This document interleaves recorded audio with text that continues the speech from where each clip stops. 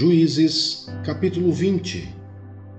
A guerra entre os israelitas e os benjamitas. Então todos os israelitas, de Dan a Berseba e de Gileade, saíram como um só homem e se reuniram em assembléia perante o Senhor, em Mispá. Os líderes de todo o povo, da tribo de Israel, tomaram seus lugares na assembléia do povo de Deus. 400.000 soldados armados de espada. Os benjamitas souberam que os israelitas haviam subido a Mispá. Os israelitas perguntaram: como aconteceu essa perversidade? Então o levita, marido da mulher assassinada, disse: eu e a minha concubina chegamos a Gibeá de Benjamim para passar a noite. Durante a noite, os homens de Gibeá vieram para atacar-me e cercaram a casa, com a intenção de matar-me. Então violentaram minha concubina e ela morreu. Peguei minha concubina, cortei-a em pedaços e enviei um pedaço a cada região da herança de Israel, pois eles cometeram essa perversidade e esse ato vergonhoso em Israel. Agora, todos vocês israelitas, manifestem-se e deem o seu veredito. Todo o povo se levantou como se fosse um só homem, dizendo: nenhum de nós irá para casa, nenhum de nós voltará para o seu lar. Mas é isto que faremos agora contra Gibeá.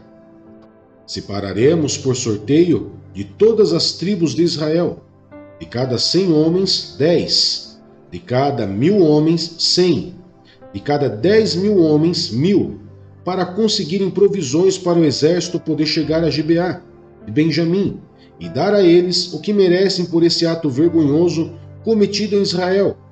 E todos os israelitas se ajuntaram e se uniram como um só homem contra a cidade. As tribos de Israel enviaram homens a toda a tribo de Benjamim, dizendo: o que vocês dizem dessa maldade terrível que foi cometida no meio de vocês? Agora, entreguem esses canalhas de Gibeá, para que os matemos e eliminemos esse mal de Israel. Mas os benjamitas não quiseram ouvir seus irmãos israelitas.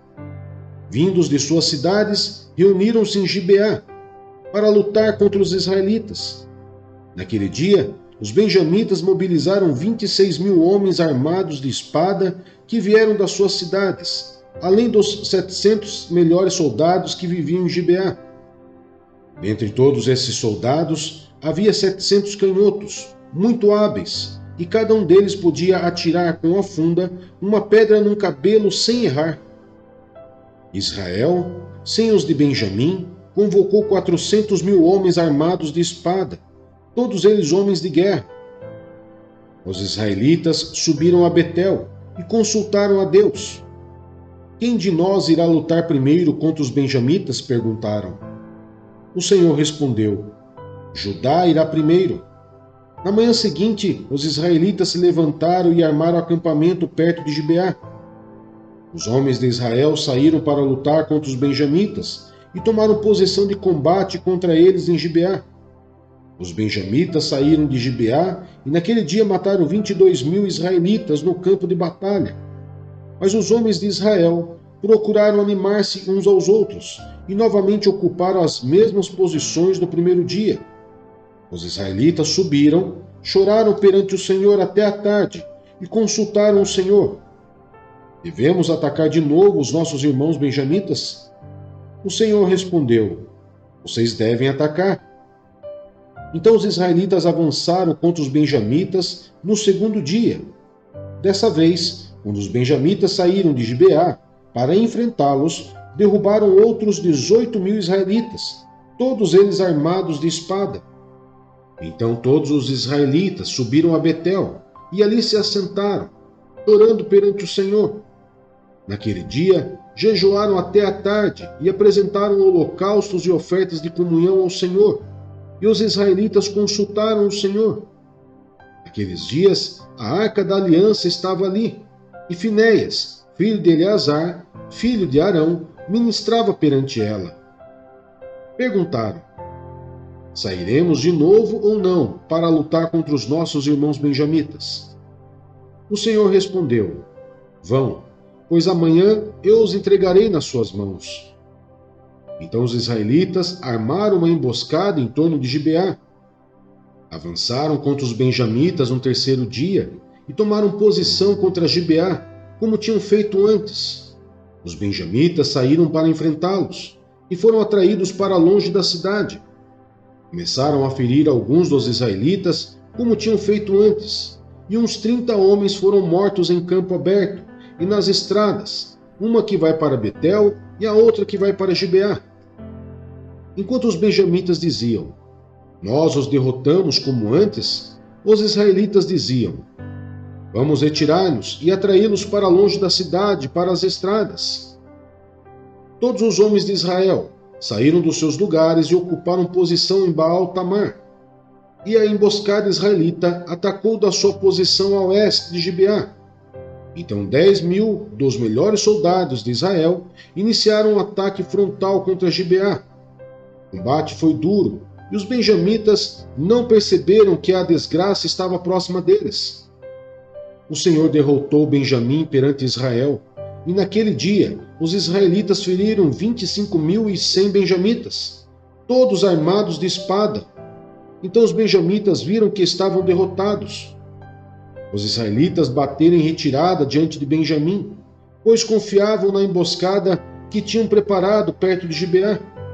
Os da emboscada avançaram repentinamente para dentro de Gibeá, espalharam-se e mataram todos os habitantes da cidade à espada. Os israelitas tinham combinado com os da emboscada que esses fariam subir da cidade uma grande nuvem de fumaça. Então os israelitas voltariam a combater.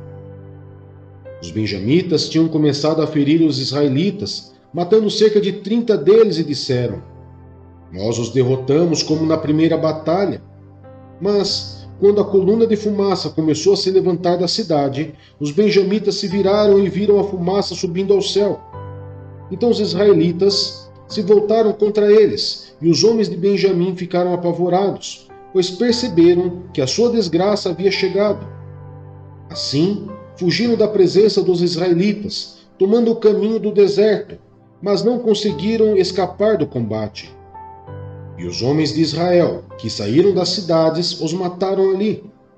Cercaram os benjamitas e os perseguiram, e facilmente os alcançaram nas proximidades de Gibeá, do lado leste. 18.000 benjamitas morreram, todos eles soldados valentes. Quando se viraram e fugiram rumo ao deserto, para a rocha de Rimon, os israelitas abateram 5.000 homens ao longo das estradas. Até Gidom, eles pressionaram os benjamitas e mataram mais de 2.000 homens. Naquele dia, 25.000 benjamitas que portavam espada morreram, todos eles soldados valentes. 600 homens, porém, viraram as costas e fugiram para o deserto, para a rocha de Rimon, onde ficaram durante 4 meses. Os israelitas voltaram a Benjamim e passaram todas as cidades à espada, matando inclusive os animais e tudo o que encontraram nelas, e incendiaram todas as cidades por onde passaram.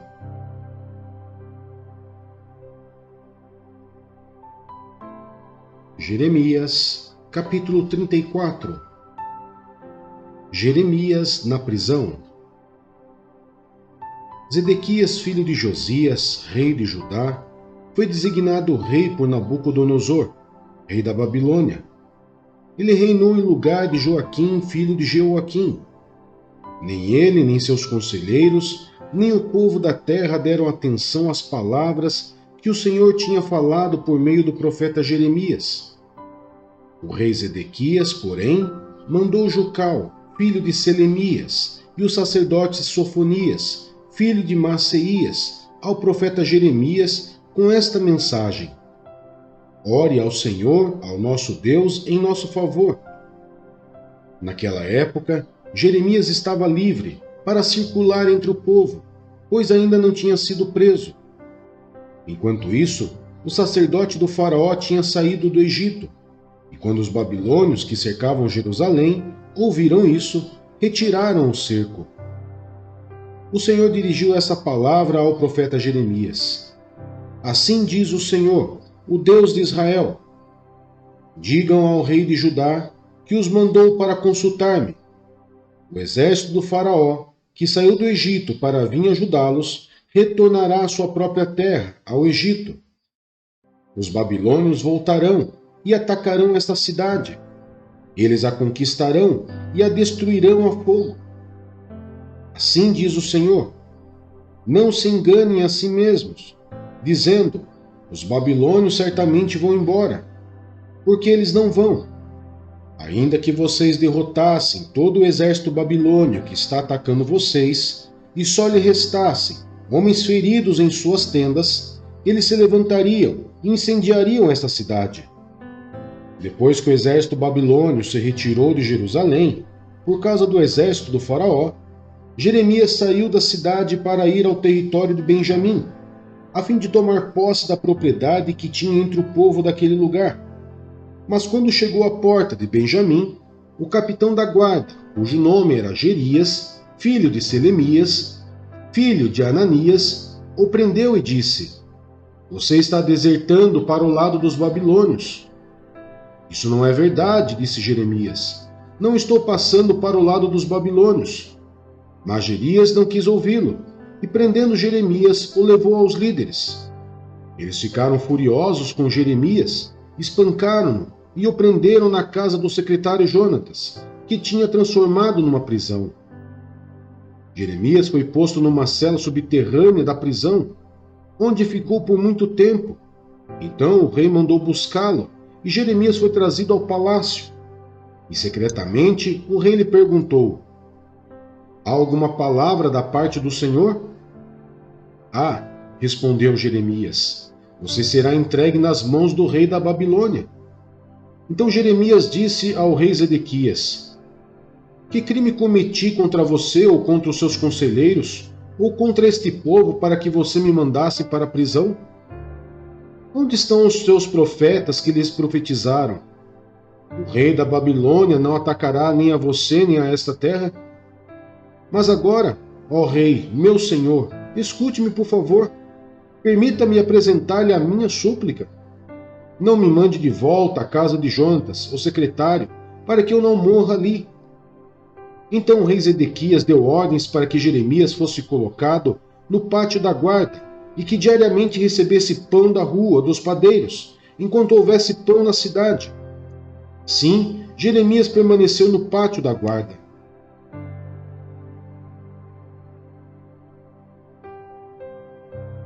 Lucas, capítulo 8. A parábola do semeador. Depois disso, Jesus ia passando pelas cidades e povoados, proclamando as boas novas do reino de Deus. Os 12 estavam com ele, e também algumas mulheres que haviam sido curadas de espíritos malignos e doenças. Maria, chamada Madalena, de quem havia saído 7 demônios, Joana, mulher de Cusa, administrador da casa de Herodes, Susana e muitas outras. Essas mulheres ajudavam a sustentá-los com seus bens. Reunindo-se uma grande multidão e vindo a Jesus gente de várias cidades, ele contou esta parábola. O semeador saiu a semear. Enquanto lançava a semente, parte dela caiu à beira do caminho. Foi pisada e as aves do céu a comeram.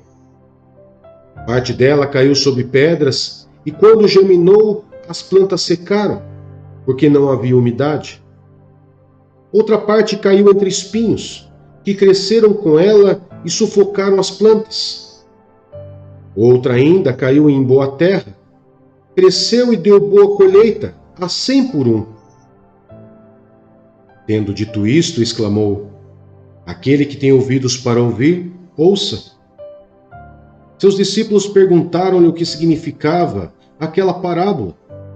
Ele disse: a vocês foi dado o conhecimento dos mistérios do reino de Deus, mas aos outros falo por parábolas, para que vendo não vejam e ouvindo não entendam.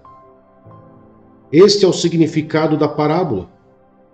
A semente é a palavra de Deus. As que caíram à beira do caminho são os que ouvem. E então vem o diabo e tira a palavra do seu coração, para que não creiam e não sejam salvos. As que caíram sobre as pedras são os que receberam a palavra com alegria quando a ouvem, mas não têm raiz. Creem durante algum tempo, mas desistem na hora da provação. As que caíram entre espinhos são os que ouvem, mas, ao seguirem seu caminho, são sufocados pelas preocupações, pelas riquezas e pelos prazeres desta vida, e não amadurecem. Mas as que caíram em boa terra são os que, com coração bom e generoso, ouvem a palavra, a retêm e dão fruto com perseverança. A candeia. Ninguém acende uma candeia e a esconde num jarro ou coloca debaixo de uma cama.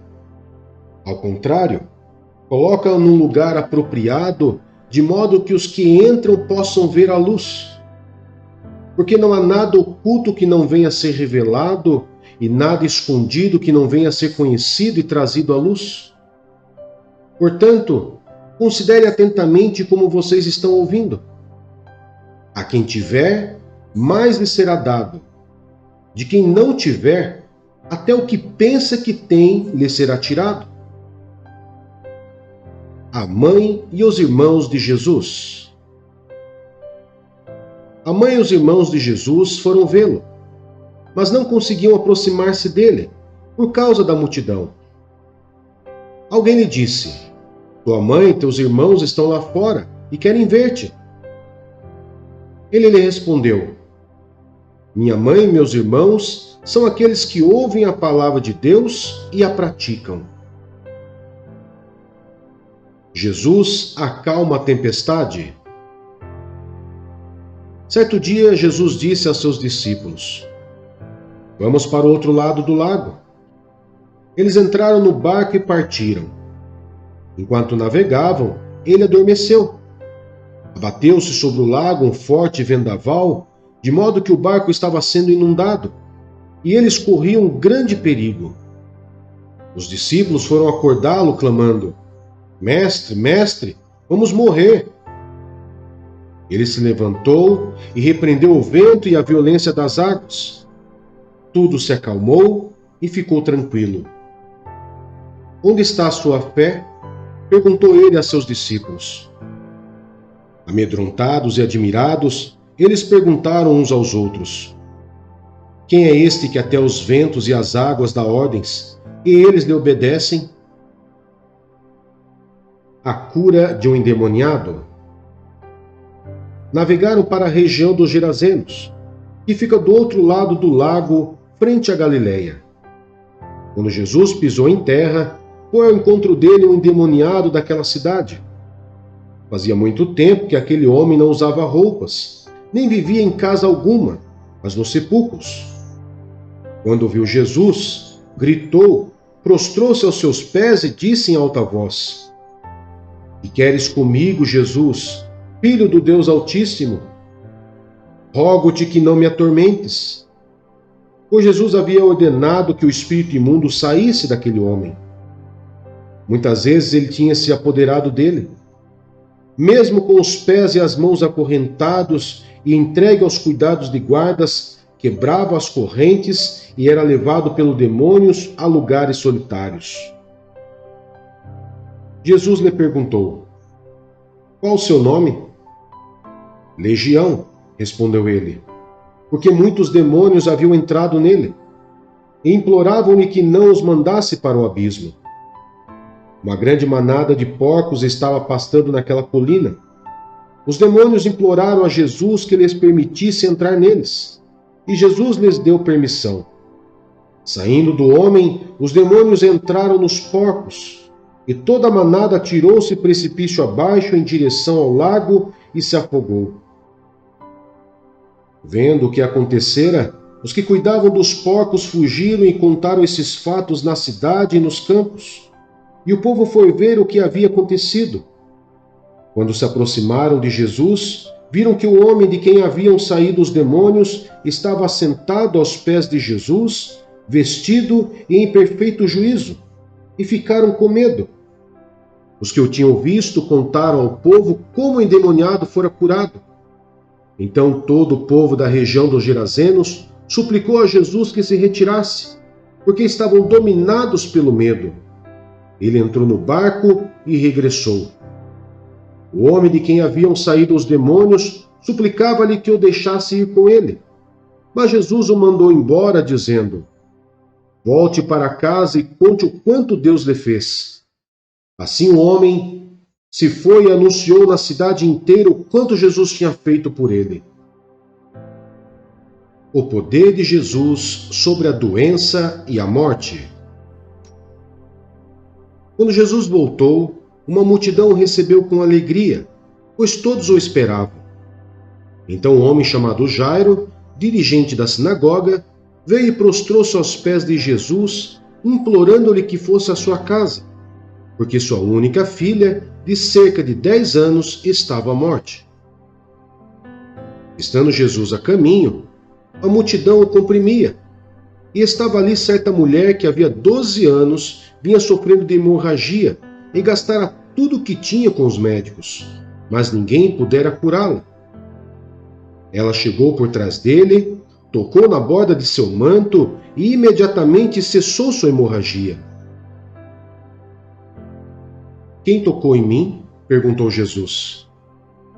Como todos negassem, Pedro disse: Mestre, a multidão se aglomera e te comprime. Mas Jesus disse: alguém tocou em mim. Eu sei que de mim saiu poder. Então a mulher, vendo que não conseguiria passar despercebida, veio tremendo e prostrou-se aos seus pés. Na presença de todo o povo, contou porque tinha tocado nele e como fora instantaneamente curada. Então ele lhe disse: Filha, a sua fé a curou. Vá em paz.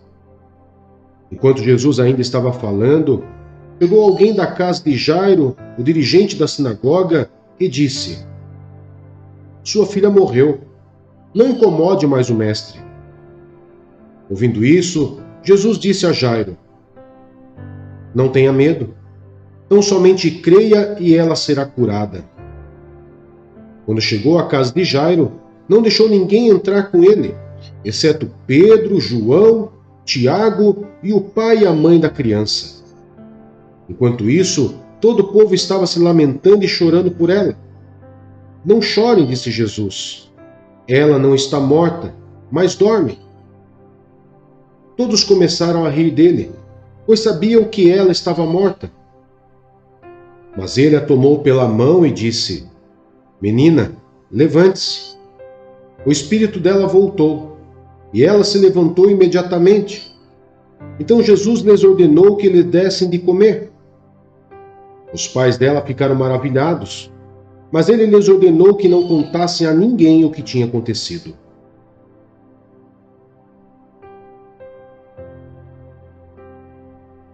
Atos dos Apóstolos, capítulo 26. Então Agripa disse a Paulo: Você tem permissão para falar em sua defesa. A seguir, Paulo fez sinal com a mão e começou a sua defesa. E Agripa, considero-me feliz por poder estar hoje em tua presença, para fazer a minha defesa contra todas as acusações dos judeus, e especialmente porque estás bem familiarizado com todos os costumes e controvérsias deles. Portanto, peço que me ouças pacientemente. Todos os judeus sabem como tenho vivido desde pequeno, tanto em minha terra natal como em Jerusalém. Eles me conhecem há muito tempo e podem testemunhar, se quiserem, que como fariseu vivi de acordo com a seita mais severa da nossa religião. Agora estou sendo julgado por causa da minha esperança no que Deus prometeu aos nossos antepassados. Esta é a promessa que as nossas 12 tribos esperam que se cumpram, cultuando a Deus com fervor dia e noite. É por causa desta esperança, ó rei, que estou sendo acusado pelos judeus. Por que os senhores acham impossível que Deus ressuscite os mortos? Eu também estava convencido de que deveria fazer todo o possível para me opor ao nome de Jesus, o Nazareno. E foi exatamente isso que fiz em Jerusalém. com autorização dos chefes dos sacerdotes, lancei muitos santos na prisão. Quando eles eram condenados à morte, eu dava o meu voto contra eles. Muitas vezes ia de uma sinagoga para outra a fim de castigá-los e tentava forçá-los a blasfemar. Em minha fúria contra eles, cheguei a ir a cidades estrangeiras para persegui-los. Em uma dessas viagens, eu estava indo para Damasco, com autorização e permissão dos chefes dos sacerdotes. Por volta do meio-dia, ó rei, estando eu a caminho, vi uma luz do céu mais resplandecente que o sol, brilhando ao meu redor e ao redor dos que iam comigo. Todos caímos por terra. Então ouvi uma voz que me dizia em aramaico: Saulo, Saulo, por que você está me perseguindo? Resistia ao aguilhão, só lhe trará dor. Então perguntei: Quem és tu, Senhor? Respondeu o Senhor: Sou Jesus, a quem você está perseguindo. Agora, levante-se, fique em pé. Eu lhe apareci para constituí-lo servo e testemunha do que você viu a meu respeito e do que lhe mostrarei. Eu o livrarei do seu próprio povo e dos gentios, aos quais eu o envio para abrir-lhes os olhos e convertê-los das trevas para a luz, e do poder de Satanás para Deus, a fim de que recebam o perdão dos pecados e herança entre os que são santificados pela fé em mim. Assim, rei Agripa, não fui desobediente à visão celestial. Preguei em primeiro lugar aos que estavam em Damasco, depois aos que estavam em Jerusalém e em toda a Judéia, e também aos gentios, dizendo que se arrependessem e se voltassem para Deus, praticando obras que mostrassem o seu arrependimento. Por isso os judeus me prenderam no pátio do templo e tentaram matar-me, mas tenho contado com a ajuda de Deus até o dia de hoje. E por esse motivo estou aqui e dou testemunho tanto a gente simples como a gente importante. Não estou dizendo nada além do que os profetas e Moisés disseram que haveria de acontecer. Que o Cristo haveria de sofrer e, sendo o primeiro a ressuscitar dentre os mortos, proclamaria luz para o seu próprio povo e para os gentios. A esta altura, Festo interrompeu a defesa de Paulo e disse em alta voz: Você está louco, Paulo. As muitas letras o estão levando à loucura. Respondeu Paulo: Não estou louco, excelentíssimo Festo. O que estou dizendo é verdadeiro e de bom senso. O rei está familiarizado com essas coisas e lhe posso falar abertamente. Estou certo de que nada disso escapou do seu conhecimento, pois nada se passou num lugar qualquer. Rei Agripa, crês nos profetas? Eu sei que sim. Então Agripa disse a Paulo: Você acha que em tão pouco tempo pode convencer-me a tornar-me cristão? Paulo respondeu: Em pouco ou em muito tempo, peça a Deus que não apenas tu, mas todos os que hoje me ouvem se tornem como eu, porém sem essas algemas. O rei se levantou e com ele o governador e Berenice, como também os que estavam assentados com eles. Saindo do salão, comentavam entre si: Este homem não fez nada que mereça morte ou prisão. Agripa disse a Festo: Ele poderia ser posto em liberdade se não tivesse apelado para César.